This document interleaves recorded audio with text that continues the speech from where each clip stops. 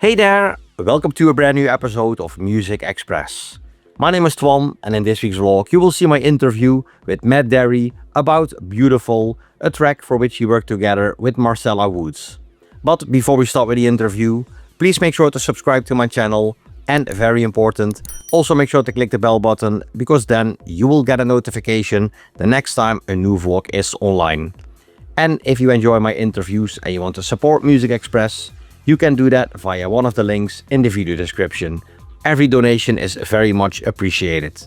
Alright, here it is, the story behind Beautiful, my interview with Matt Darey. Enjoy. Matt Darey is a well-known name in the trance scene.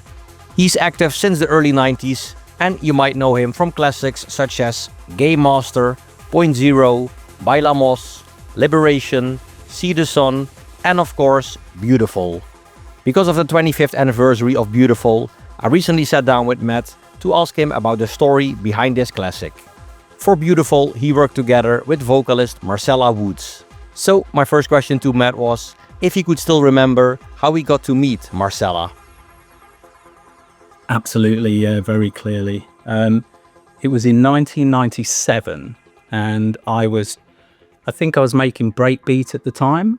I started off in a real band, and then I did drum and bass, went to my first rave and never looked back, and did every genre in between. And I was doing breakbeat, a thing called Takara. Oh yeah. Do you remember Breathing You? Yeah.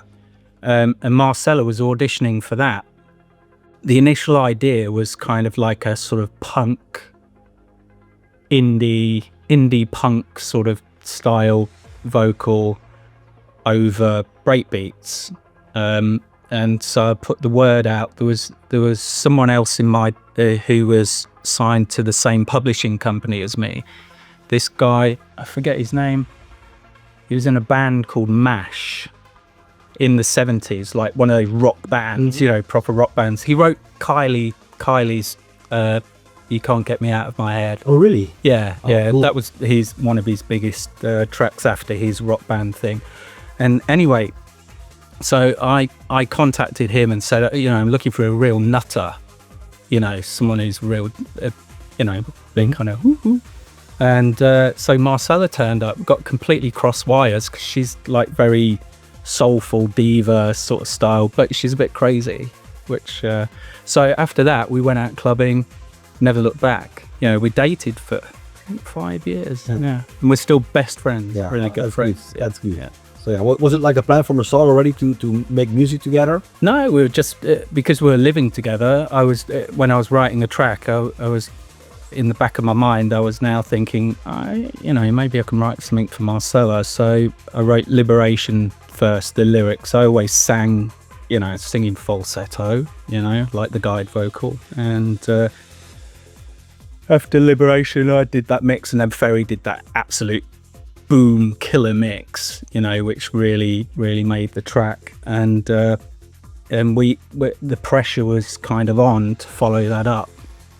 So Nick and Craig at Incentive Ministry of Sound, they were sort of, you know, you got to come up with a new single with Marcella. So that was the kind of thing. That was how we met, and we were just out clubbing every single weekend, totally immersed in clubland. Yeah, so you got a lot of inspiration, I think, from the music. Thursday, Friday, Saturday, Sunday, you know. Oh, yeah, time to rent. Well, in between was making music, you know, and it got smaller and smaller. It was down to like Tuesday, Wednesday, Thursday, Friday, deliver the remix on Friday, and then out. Yeah. Were you inspired by something when you started to work on Beautiful? Yeah, absolutely. Like many of the tracks, I was in like many producers, when you're immersed in that scene. I wasn't a DJ. I was going out clubbing on the dance floor every weekend, and musically, like I was in a kind of flow state. You know, I was doing two tracks a week sometimes. There's a lot of stuff that is still swept under the carpet, that I did pop stuff and all that sort of pseudo club pop sort of stuff under so many different aliases, but I was just like absolutely in the zone, you know, for a while. And I'd always come back on a Saturday night from the nightclubs in London, usually like Peach or Bagley's, you know, but there was a club called Bagley's. It was a legendary club at King's Cross. It was like I don't know what the capacity was, but it was 5,000 maybe. I mean, it was massive. It was like warehouse, like huge warehouses and then basements for the techno and the dark stuff. And I'd come straight back from there, dancing on the podium all night, and then straight back to the studio on a Monday morning, and on a Sunday morning, and you just full of ideas. I remember dancing to Cafe Del Mar, the 3-in-1, on the podium, you know, with my mates, and that was a moment, you know, like spiritual. Yeah. Yeah. So that was in my head, and I think that inspired I don't know if you can hear it in the background of Beautiful, the breakdown, the sort of this arpeggio riff, which is a bit like that sort of Cafe Del Mar thing. And I think that kicked it off. But yeah, thinking about it just a moment ago when we walked through the door here, I actually did Heaven's Earth, the remix for Delirium, and Beautiful is exactly the same as the remix. I did that in 1997, so I think the idea for Beautiful, the chords and stuff, were kind of sitting there for a long time. Yeah. And then the final stage was to write the lyrics. So I needed a quiet weekend for that. So I think that was one legendary weekend when I actually stayed at home, you know, and everyone went out, and I was getting phone calls. Oh, come out. And I knew I had to get into the zone, you know, to write some lyrics, because you really have to, not something that I do every day, really had to think hard about it, you know. Yeah, because when I check the credits, I see the guy from the Space Wars, Steve and Ricky. Yeah.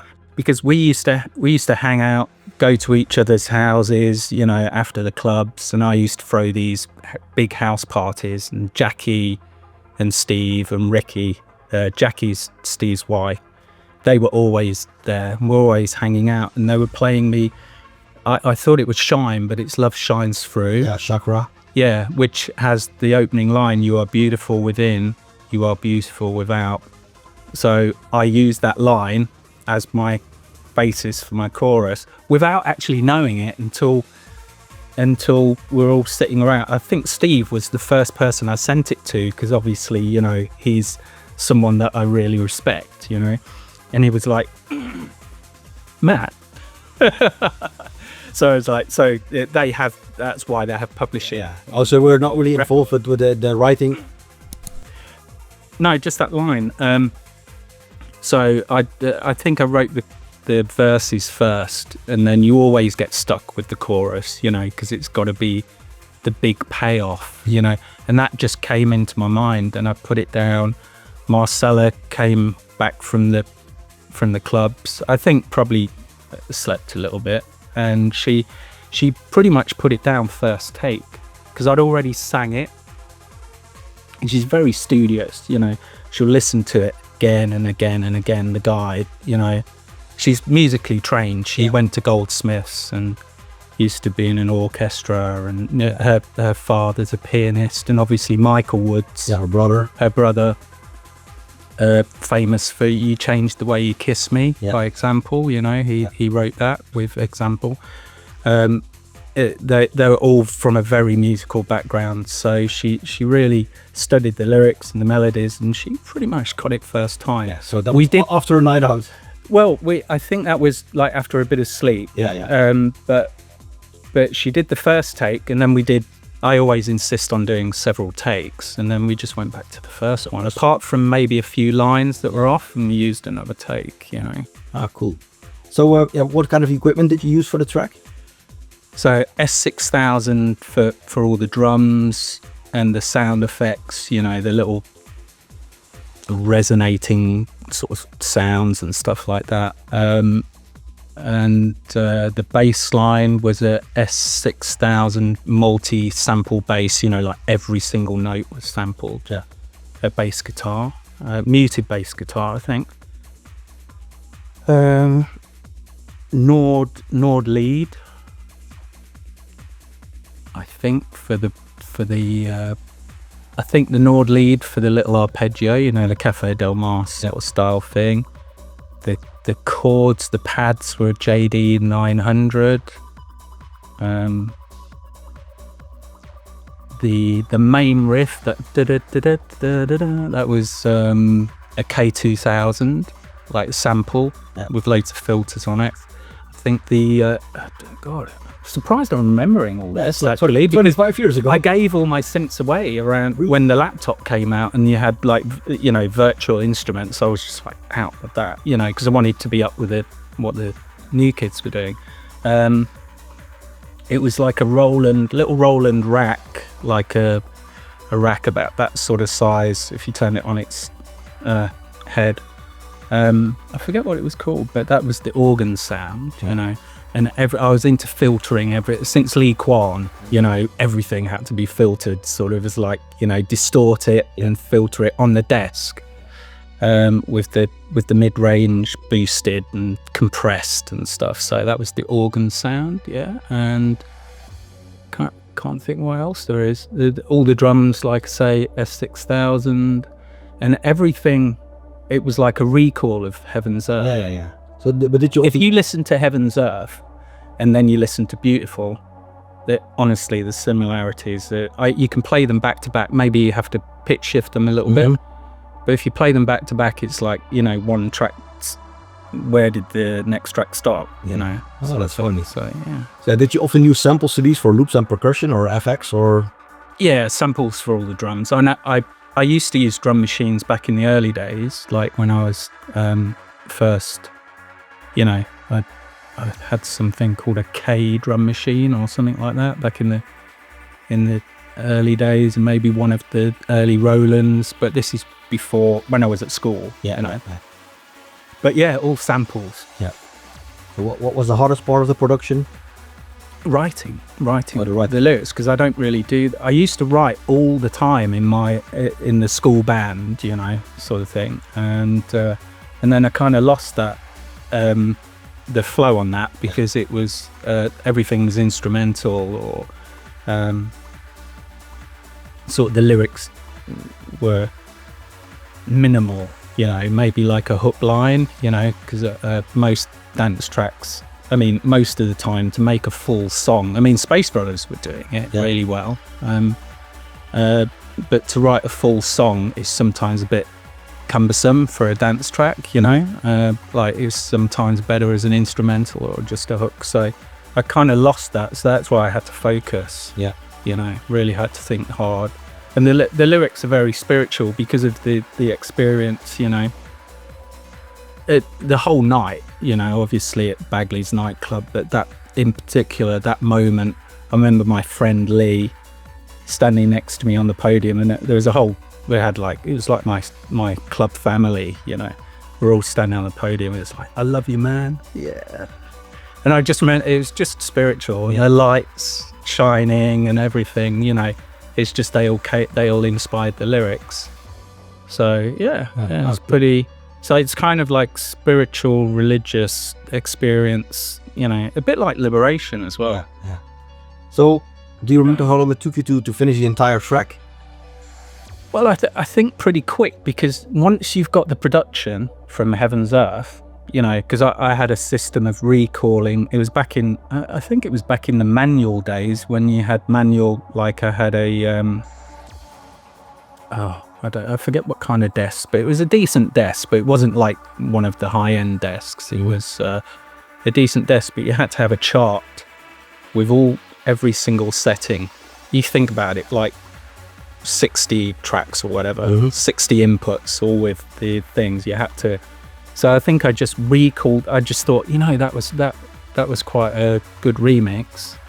I should, you know, because I'm always for saving time and effort when possible. If you notice, a lot of my remixes, like if I do a good one, I'll do something else that sounds something like it. Yeah, because why not? You know, you may as well try again, because once you've got a sound, it takes a while to come up with something original. Like Point Zero was at the time very original, you know, those sort of filter saw wave filter distorted sounds and all that, and I milked that. I mean, I put it in Lost Tribe, Tilt, Invisible, I know a lot of remixes, especially if they were for huge tunes. Oh yeah, they were like, Jerry would like, you got to put some 0.0 in it, because 0.0 was one of his like, you know, go-to tracks, you know. So no, I think that's all of the hardest part was the lyrics, because you know, once you got the production done, it's that's the hard part. That's the nerdy part as well, you know. It just takes time to get a new sound, you know.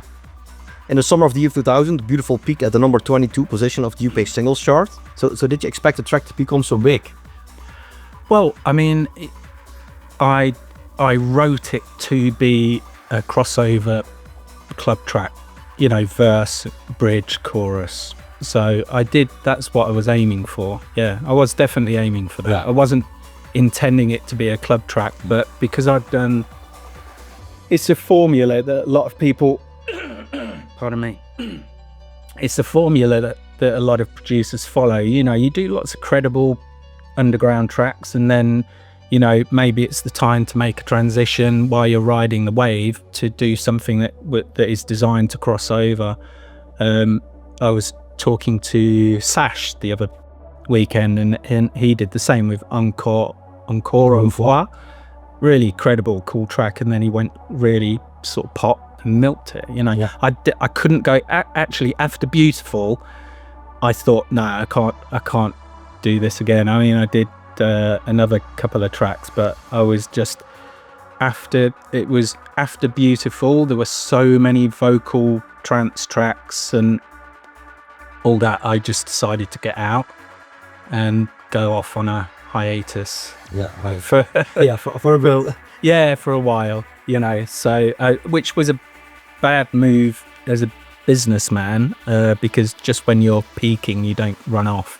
But it just became, at that point after Beautiful, there were so many tracks. I mean, even Posh Spice was doing trance, and I just felt, it just felt like, you know, I started to listen to, you know, Timo Maas and things like that, things that were way, you know, sort of more underground and progressive, and I just started, that's where I found the music most interesting, and a lot of the trance became a bit blah, you know. Yeah.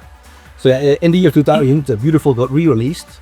Why was that? Like, so 2002. Yeah, 2002. Yeah, 2 years later. So what happened? We had that, you know, it was a hit the first time. It was released the first time the same week as Madonna. I think Madonna, Robbie Williams, some other big American artists. There were about 7 big artists, like huge artists, that released their track the same week, and the chart goes on sales. So even if you sell like 300,000 copies, 1 week that could get you to top 10, and the next week that can get you to 21. So it didn't, in that sense, it didn't achieve its full potential.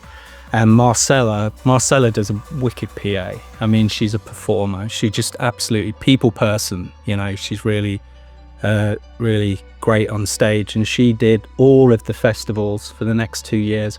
In fact, we did some tours ourselves, like Party in the Park and stuff like that. All the Love Parade in Leeds and stuff like that. You know, we went around everywhere. I was just like a spare part because I'm the producer, you know. But I think she did the circuit for two years, and everyone knew the song. So they knew it from radio, they knew it from seeing her live, and she performed it at Creamfields.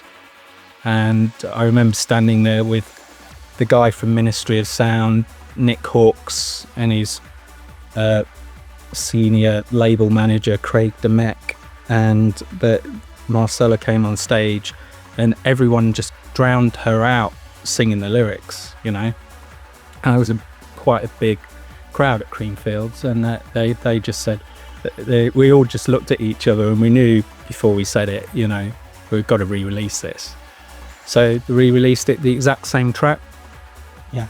Got to top 10. Yeah. You know? So and I was kind of on a break at that time, so it was kind of like, geez, you know, how lucky is that? Yeah. Actually. So yeah, it was good. Yeah, the new release came out with the remixes from Pulsar, Hiver and Hammer, and JDF. Oh yeah, example. there was some remixes. Yeah. Yes. Yeah. Were they picked by you, or was it like done by the label, or? No, I think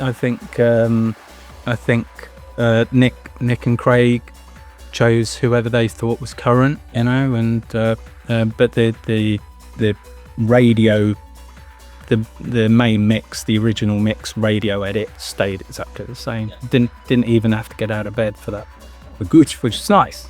You know how I like to conserve energy and time. So yeah. So yeah, the 2002 release did very well. The track charted again in UK charts, and this time it peaked at the number 10 position, which makes it your biggest pop chart hit in the UK. Yeah. So were you guys ever asked to perform Beautiful at top of the pops?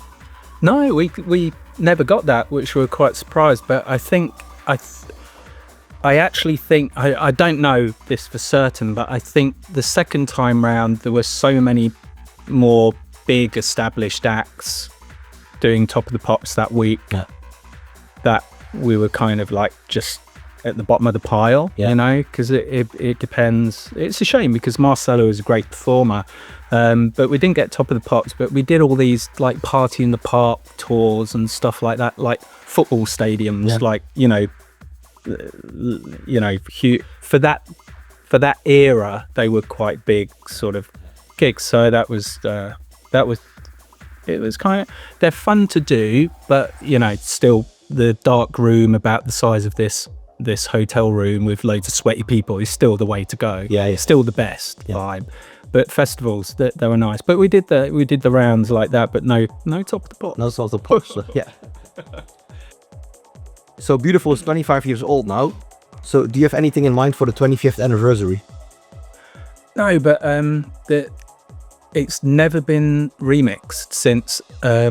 So it's not been remixed and re-released since 2002. Just mainly because I just I didn't think. I really didn't think I had anything to add to the story, you know. But it should be remixed really, but it would be in a more contemporary style, you know. So maybe it'll be on the cards someday. If someone came up to me and said, oh, I want to do it in this style and it sounded appropriate, then I'd be up for it. But it depends, you know. Probably after this interview, you're going to get a lot of people like, hey, I want to remix it.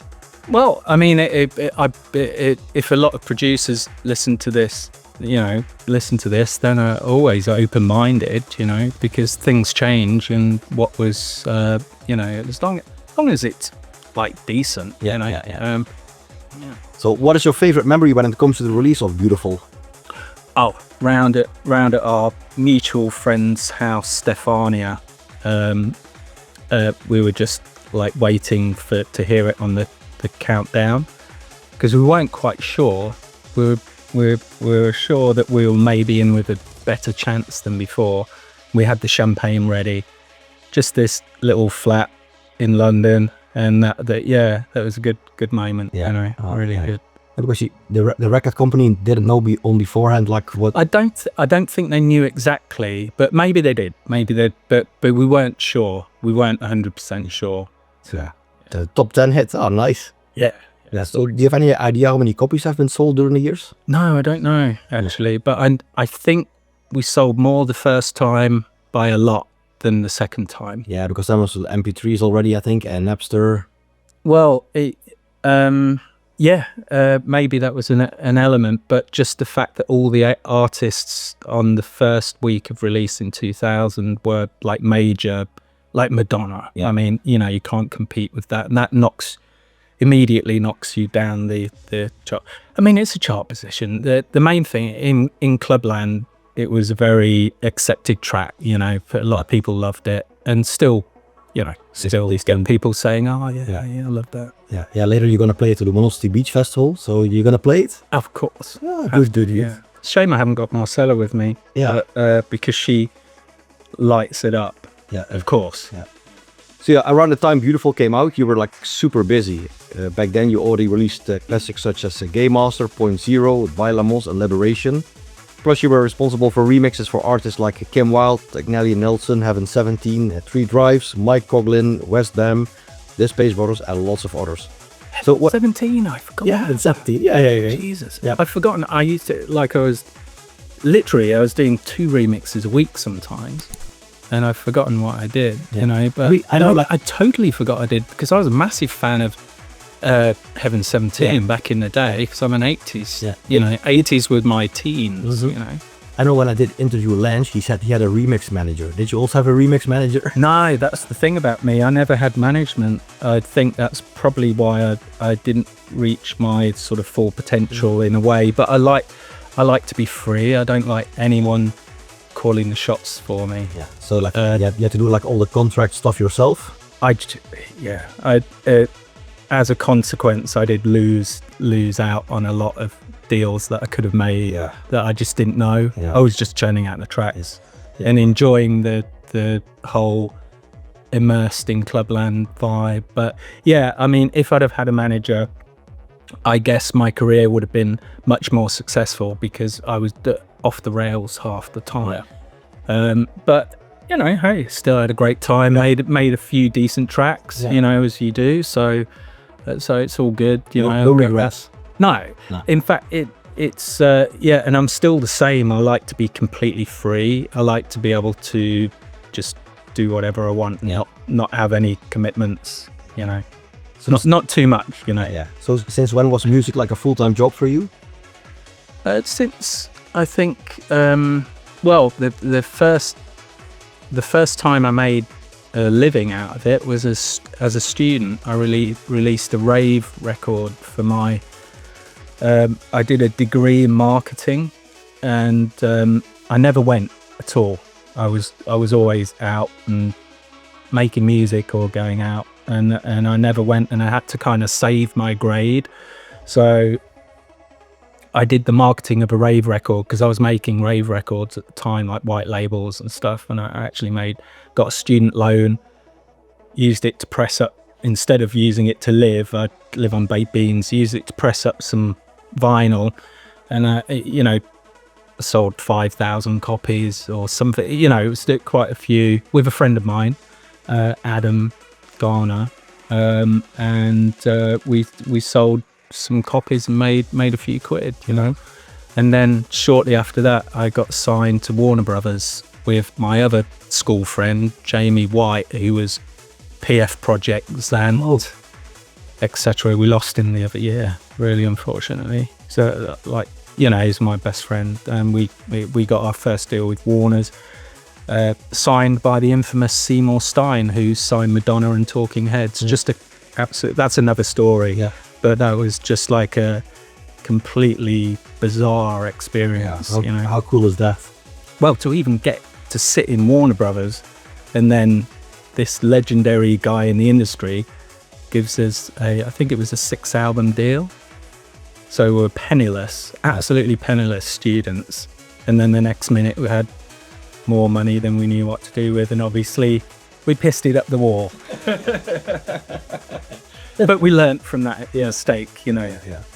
So what would you have become if you weren't a DJ or producer? Like, what did you study? I think you said something about a study that you didn't go to. Well, I never went, so that's kind of like irrelevant. I mean, I just copied my friends' notes, you know, lectures. I think I might have gone for one day a week, or maybe 2 half days, something like that. But I was a scientist initially, maths and science, physics, chemistry and maths. So I was, my eldest brother was a PhD chemist at Oxford, and like he was like one of the they made a program about him called Horizon. He was one of the brightest kids in the country. Oh really? They followed his whole career, and then everyone in my family apart from me spoke multiple languages and classically trained, all of them classically trained apart from me. So I was the dropout actually, but it all rubbed off on me in a more rebellious way. They were all classically trained to play other people's music, whereas I was just always wanting to make something new, contemporary. And my older brother was a big fan of Tangerine Dream, Jean-Michel Jarre, had all their albums, so I had that all the time in the background. So that was probably the main sort of, Yeah, you're influenced by that, I guess. Yeah, massively. So what are you working on right now? Nothing. I haven't done any music for years. So yeah, the last project that I did was actually initially sort of got out of the game in 2012. I was touring for a while, going hardcore on the touring sort of thing, party after party, etc. And then I thought I'd give that a rest in 2012 and just did a little bit, just enough to keep my fingers in the game sort of thing. And then I discovered Dolby Atmos, and I came back to do it was basically like research and development, really. It was taking the cinematic technology and making music, which is still the most mind-blowing thing I've ever done. And I made an album called Wolf, which was completely just detached from reality, completely what was going on in the dance music scene. I just made music that I felt like making. It felt like going back to the days not all of it was, but a lot of it was. It felt like I was going back to Lee Kwan again, when making a style of music that no one was interested in. Took ages to sign that first track, got rejected by every single label, and I only managed to get it on a B-side because it had a big house anthem on the A-side. That was the only reason.